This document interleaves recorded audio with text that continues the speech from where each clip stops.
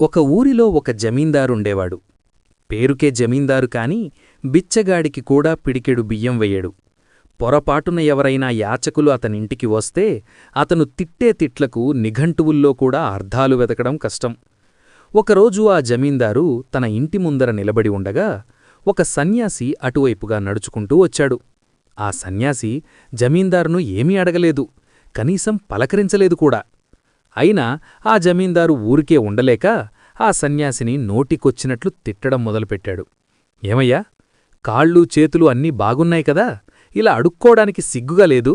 ఏదైనా పని చేసుకుని బ్రతకవచ్చు కదా అంటూ విరుచుకుపడ్డాడు. అప్పుడా సన్యాసి చిరునవ్వుతో ఇలా అన్నాడు.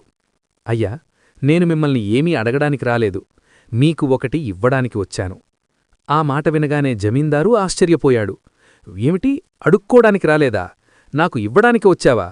అయితే లోపలికి రా అని ఆహ్వానించి, ఇంతకీ నాకు ఏమివ్వాలనుకుంటున్నారు అని అడిగాడు. అప్పుడా సన్యాసి తన సంచిలో నుండి ఒక చిన్న సూదిని తీసి జమీందారు చేతిలో పెట్టి, ఇదే నేను మీకు ఇవ్వాలనుకుంటున్నది అన్నాడు. జమీందారు ఆ సూదిని చూసి హేళనగా, ఏమిటి, ఈ చిన్న సూదా మీరు నాకిచ్చేది అన్నాడు. దానికి సన్యాసి ఇలా బదిలిచ్చాడు. నేను నిరంతరం దేశసంచారం చేస్తూ ఉంటాను. ఈ సూది ఎక్కడైనా పడిపోతుందేమోనని నా భయం. అందుకే దీన్ని మీ దగ్గర భద్రంగా ఉంచండి, నేను మళ్ళీ వచ్చి తీసుకుంటాను అన్నాడు. జమీందారు నవ్వి, ఈ సూదిపోతే వచ్చే నష్టమేముంది, ఇలాంటివి నేను 100 కొనిపెట్టగలను అన్నాడు.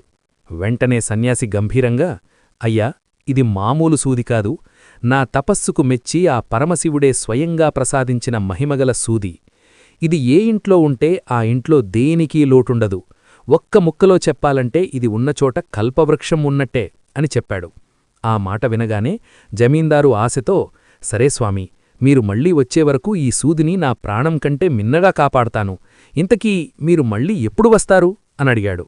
అప్పుడా సన్యాసి మెల్లగా నవ్వి ఇలా అన్నాడు. నేను ఈ జన్మలో దీన్ని తిరిగి తీసుకోను జమీందార్గారు.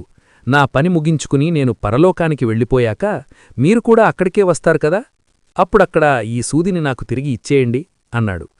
జమీందారు ఒక్క క్షణం నిర్ఘాంతపోయి, అదేంటండి స్వామీ, చనిపోయిన తర్వాత ఈ లోకం నుండి మనం కనీసం ఒక చిన్న దారం ముక్కను కూడా తీసుకువెళ్లలేము కదా, అలాంటిది ఈ సూదిని నేను పరలోకానికి ఎలా తీసుకురాగలను అనడిగాడు. అప్పుడా సన్యాసి ఇలా అన్నాడు. ఒక చిన్న సూదిని కూడా మరణం తర్వాత వెంట తీసుకెళ్లలేమని మీకు తెలుసు. మరి అలాంటప్పుడు ఈ ఆస్తిపాస్తులు అన్నీ ఇక్కడే వదిలేసి వెళ్ళాలి కదా. వెంటరాని ఈ వస్తువుల కోసం తోటి మనుషులను ఎందుకు కించపరుస్తున్నారు? ఉన్నప్పుడు 10 మందికి సహాయం చేస్తే ఆ పుణ్యం మాత్రమే మీ వెంటొస్తుంది కాని ఈ సూది కూడా రాదు.